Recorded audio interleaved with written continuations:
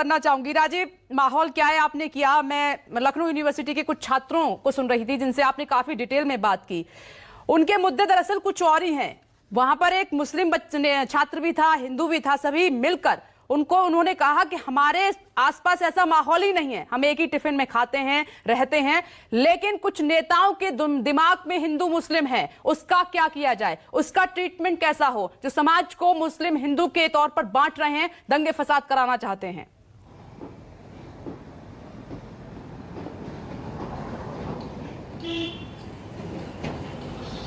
जी देखिए, बिल्कुल ये हिंदुस्तान में कोई छोटी मोटी जनसंख्या मुसलमानों की नहीं है। आपको पता ही है कि 20% के आसपास उनकी आबादी है। दुनिया के जितने मुल्क में मुसलमान रहते हैं उससे ज़्यादा हिंदुस्तान में रहते हैं। तो इसमें कोई दो राय नहीं है कि हिंदुस्तान हिंदू मुस्लिम सिख ईसाई का देश है, सेकुलर देश है, धर्मनिरपेक्ष देश है, या आप अगर सेकुलर कहने में दिक्कत है तो पंथ निरपेक्ष देश है। और समाज भी हमारा मूलतः वैसा ही है। लेकिन जब सियासत आती है, देखिए सियासत के अलग अलग पैमाने हैं, कभी जाति के आधार पर, कभी धर्म के आधार पर। मैं आपको बताऊं, पूर्व प्रधानमंत्री चंद्रशेखर ने आज के 20 बरस पहले कहा था कि अगर राजनीति को जाति के आधार पर बहुत तेजी से चलाया गया तो एक दिन धर्म की राजनीति उसे परास्त कर देगी। तो बात यह है कि 90 के दशक से लेकर के और प्रधानमंत्री नरेंद्र मोदी के आने तक या उसके थोड़े पहले तक राजनीति इर्द गिर्द उत्तर भारत की, खास करके उत्तर भारत की या दूसरे इलाकों की भी, अगर उसमें एनसीपी को भी जोड़ लिया जाए और दक्षिण को भी जोड़ लिया जाए, तो निश्चित तौर पर 90 के दशक के बाद राजनीति जाति के तौर पर, जाति के आधार पर बहुत तेजी से संचालित हुई थी। और उसके बाद अब आप देखिए धर्म के आधार पर, और धर्म की राजनीति ने जाति की राजनीति को पीछे छोड़ दिया है या हरा दिया है या इस वक्त परास्त कर दिया है। ये भी एक भारतीय राजनीति की सच्चाई है। जहाँ तक बात राज ठाकरे की है, मैं रोज़ आपसे अक्सर हम लोग लगातार, मुझे लगता है कि ब्रेकिंग विद एजेंडा में पिछले 10 दिनों से ज़्यादा वक्त हो चला है जब हम इसी बात पर चर्चा करते हैं कि ये दरअसल सियासी मुद्दा है और मूल मुद्दों से हम कितने भटके से हुए हैं। राज ठाकरे, महाराष्ट्र की राजनीति इस वक्त सबसे दिलचस्प मोड़ पर पहुंच गई है। मैं अगर ये कहूं कि 2.5 साल का कार्यकाल पूरा करने के बाद उद्धव ठाकरे के लिए राज ठाकरे जिस तरीके से परेशानी का सबब बने हुए हैं लगातार, आप देखिए उद्धव, मुझे जहां तक पता है शिवसेना की जो महाराष्ट्र आघाड़ी सरकार है उसने ये तय किया है कि रमजान तक वेट करेंगे और रमजान के बाद लाउड स्पीकर की आवाज़ कम करने, सुप्रीम कोर्ट के आदेशों के हिसाब से धार्मिक परिसरों में लाउड स्पीकर और उनकी आवाज़ के बारे में वो एक निर्देश जारी करेंगे और उसका इम्प्लीमेंटेशन शुरू करेंगे। लेकिन गौरतलब बात है कि महाराष्ट्र विकास आघाड़ी की सरकार में 3 दल शामिल है। आप कांग्रेस की तरफ से देखिए, आप एनसीपी की तरफ से देखिए, कहीं कोई उस तरह से बयान नहीं आ रहे। सीधे सीधे उद्धव ठाकरे, संजय राउत और राज ठाकरे आपस में भिड़े हुए हैं। इसमें देवेंद्र फडणवीस का भी आपने देखा किस तरह से बीएमसी के चुनाव का उन्होंने जिक्र किया। मैंने ये बात बिल्कुल लोगों को अपने दिलो दिमाग में दुरुस्त कर लेनी चाहिए कि ये जो मुंबई में और ये जो नगर स्थानीय निकाय के चुनाव होने हैं, नगरीय निकायों के, ये सब कहानी उसी के इर्द गिर्द बुनी जा रही है। राज ठाकरे देखिए हनुमान चालीसा की बात कर रहे हैं जो अवधी में लिखा हुआ है, जिसका अनुवाद ज़्यादातर भारतीय भाषाओं और कुछ विदेशी भाषाओं में भी हुआ है। लेकिन राज ठाकरे आज तक आपको रेयर हिंदी बोलते दिखेंगे। वो मराठी ही बोलते हैं। मराठी, उन्होंने एक आंदोलन चलाया था कि मुंबई में दुकानों के ऊपर साइन बोर्ड में मराठी में ज़रूर लिखा जाना चाहिए। उसके हिसाब से पूरे मुंबई में लग भी गया। वो मराठी बोलते हैं। उन्होंने मराठी नेता के तौर पर पहले अपनी छवि बनाई और जिस तरीके से बाला साहब ने बनाई थी, और उसके बाद वो अब हिंदुत्व की तरफ, कट्टर हिंदुत्व की तरफ आकर के शिवसेना को चैलेंज करना चाहते हैं। शिवसेना अब बाला साहब ठाकरे के उस बयान को अगर वो कहती है कि बाला साहब ठाकरे ने बाबरी मस्जिद गिराए जाने के बाद सीधे सीधे देश के पहले वो शख्स थे जिन्होंने ओन किया था, जिन्होंने जिम्मेदारी ली थी, जिन्होंने कहा था कि हमारे शिव सैनिकों ने बाबरी मस्जिद गिराने का काम किया। क्या वो साहस उद्धव ठाकरे और संजय राउत आज के दौर में आक्रामक तौर पर कहने का साहस कर सकते हैं, जबकि वो एनसीपी और कांग्रेस के साथ गठबंधन में शामिल है। ये उनके लिए एक दिक्कत की बात है। और दूसरी तरफ राज ठाकरे को खोना कुछ भी नहीं है। उनके पास कहीं कोई चुनावी राजनीति में कहीं कोई चीज़ है नहीं। विधानसभा में एक विधायक, नगर पार्षद एक, तो उनको खोना कुछ नहीं है। राज ठाकरे को अपनी ज़मीन सामने दिखाई दे रही है। दूसरी बात है कि विद इन शिवसेना उद्धव ठाकरे एक मजबूत पार्टी की जो उत्तराधिकार है वो तो ले चुके हैं, लेकिन जो आइडियोलॉजी के हिसाब से बहुत सारे लोग महाराष्ट्र में ये मानते हैं कि शिवसेना ने कहीं न कहीं सरकार बनाने के लिए कॉम्प्रोमाइज़ किया है। तो अब राज ठाकरे जो पिछले 15 वर्षों 12-13 वर्षों में राजनीतिक ठौर ठिकाने की तलाश कर रहे थे, उसमें उनको एक उम्मीद सी बधी है और इसीलिए मराठी कार्ड छोड़ करके वो कट्टर हिंदुत्व का कार्ड खेल रहे हैं कि अगला जो चुनाव होगा, अगर भारतीय जनता पार्टी के साथ उनका गठबंधन बनता है तो भी, नहीं बनता है तो भी, तो इस चुनाव में वो उनकी अपनी उम्मीदें जगने लगी हैं और इसीलिए इसी का ताना बाना राज ठाकरे बुन रहे हैं। 4 तारीख का जो अल्टीमेटम उन्होंने दिया है, और उनका अल्टीमेटम वो माइक पर और सभा में उन्होंने दिया है निश्चित तौर पर, लेकिन सरकार, मैं कह रहा हूं कि सरकार ने भी ये तैयारी की हुई है मेरी जानकारी के मुताबिक कि रमजान के बाद वो लाउड स्पीकर को कुछ फैसला लेंगे और निर्देश जारी करेंगे। और देखिए राजीव, दुर्भाग्य देखिए इस देश का कि जो मकसद था उसमें तो राज ठाकरे कामयाब हो ही रहे हैं। हिंदू मुस्लिम करके अपना जो हिंदुत्व कार्ड है वो तो खेल ही रहे हैं। और मुद्दे हम चिल्ला चिल्ला के कह रहे हैं राजनेताओं के लिए कि देश में और भी समस्याएं, उन पर बात कीजिए, लेकिन नहीं, राजनीति जिससे चमकती है वो उनको पता है। प्रभाकर मिश्रा, मैं महाराष्ट्र में देखिए 2 तरीके की चीजें हो रही हैं। एक अल्टीमेटम दिया गया था हनुमान चालीसा पढ़ने को लेकर नवनीत राणा और उनके पति रवि राणा की तरफ से। पुलिस भी एक्टिव हो गई, शिव सैनिक भी एक्टिव हो गए, खूब हंगामा हुआ, देशद्रोह का मामला दर्ज हो गया। लेकिन राज ठाकरे इतने दिनों से अल्टीमेटम दे रहे हैं, उस पर कुछ नहीं, चुप। उसकी जांच होगी, देखेंगे, चेक करेंगे, फिर कुछ होगा। अदालत क्या इसको नहीं देखेगी?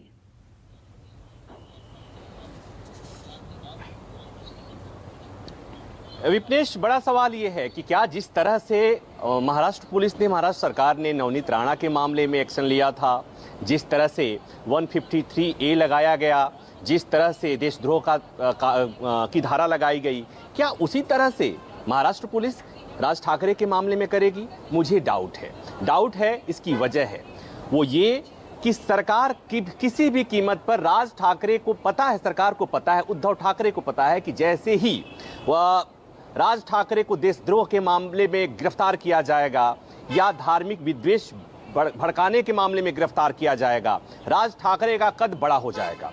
और जो वो कोशिश किया जा रहा है उधर से कि असली ठाकरे कौन, असली ठाकरे का उत्तराधिकारी कौन, जो कट्टरता बाला साहब ठाकरे में थी, वो कट्टरता तो उद्धव ठाकरे खो चुके हैं जैसे ही वो कांग्रेस और एनसीपी के साथ गठबंधन बना लिया उन्होंने।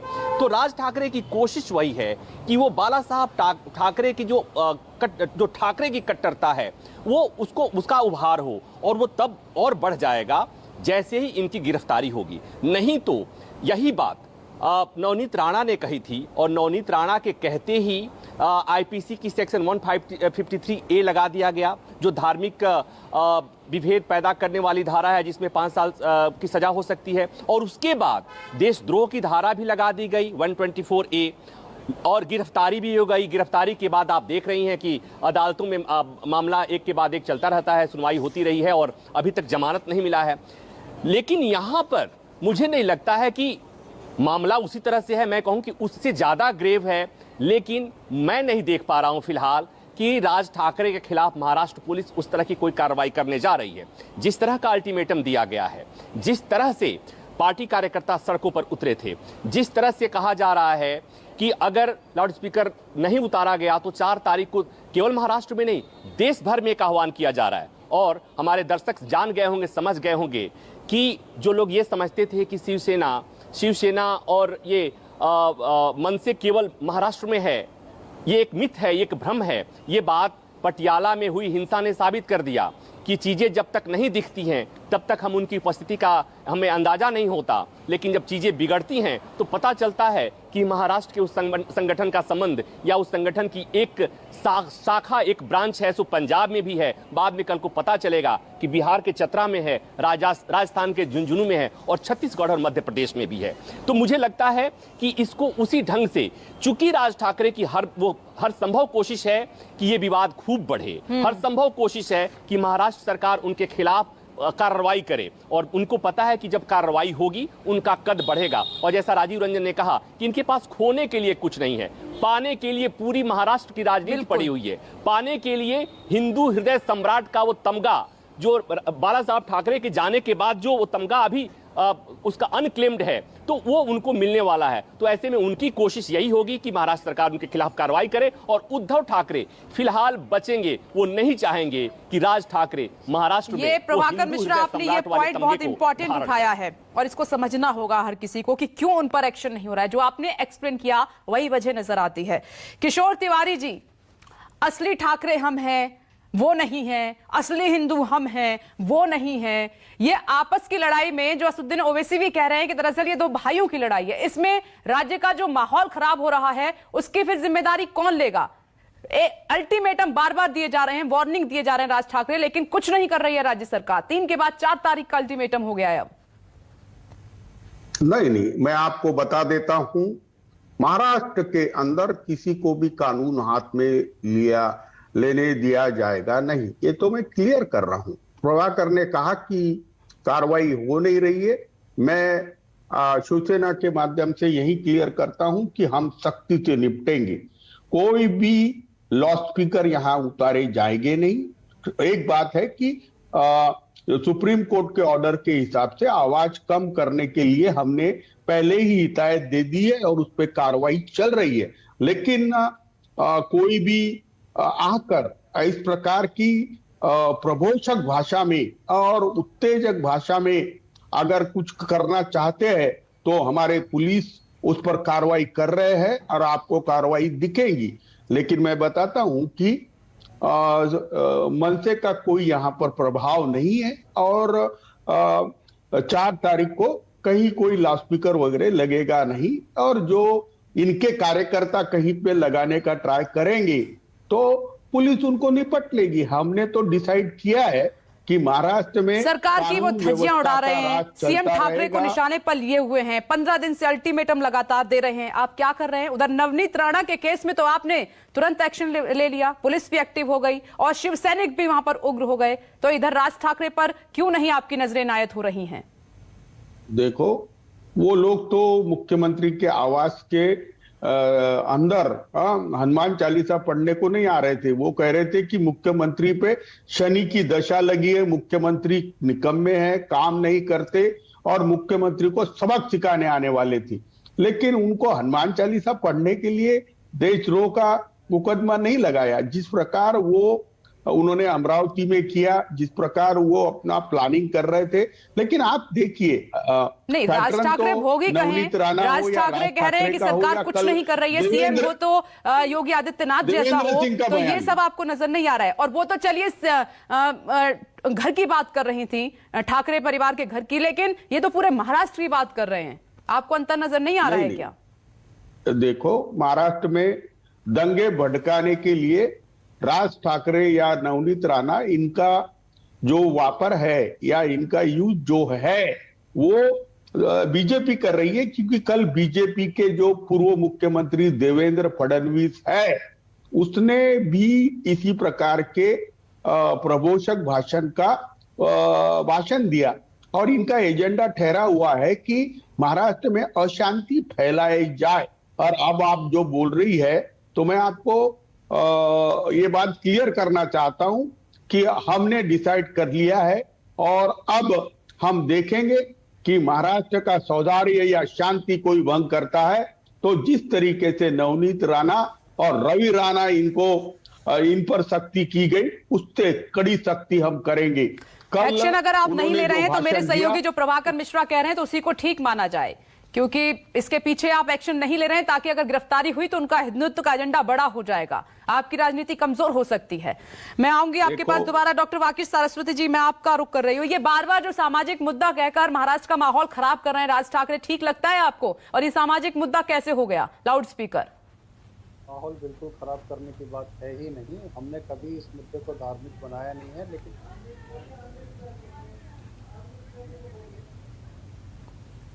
वागिश जी, आपकी आवाज हम तक नहीं पहुंच पा रही है, ठीक कराते हैं ऑडियो। अनम्यूट कीजिए अपनी आवाज को, शायद तब हम आपको सुन पाएंगे।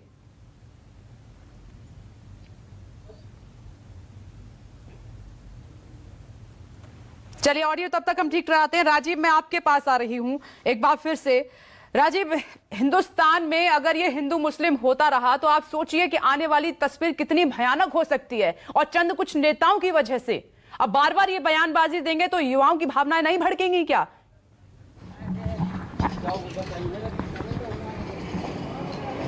देखिए विपनेश, मैंने आपसे कहा कि जब चुनाव आते हैं तो चुनाव की ये पत्ते हैं, ये चालें हैं, ये चली जाती हैं। चुनाव से पहले की बात कुछ और होती है, सरकार बनने के बाद बात कुछ और होती है। मैं इस समय लखनऊ में हूँ। योगी आदित्यनाथ ने चुनाव की घोषणा होते हुए क्या कहा था कि 80-20 का चुनाव है।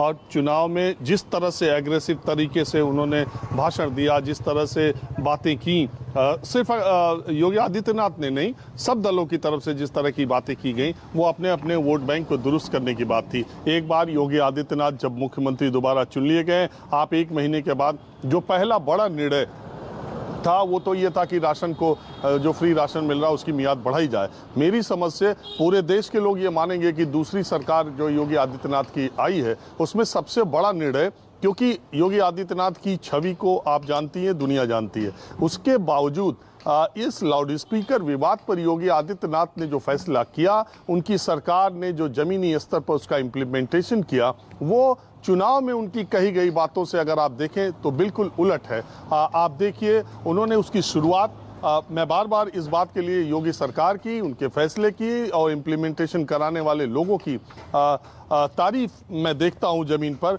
सबसे पहले योगी आदित्यनाथ ने गोरखनाथ मंदिर के लाउड स्पीकर उतरवाए, अपने खुद के मंदिर के, और जो लाउड स्पीकर सड़क की तरफ थे उसको वापस मंदिर की तरफ उसका मुंह मोड़ दिया।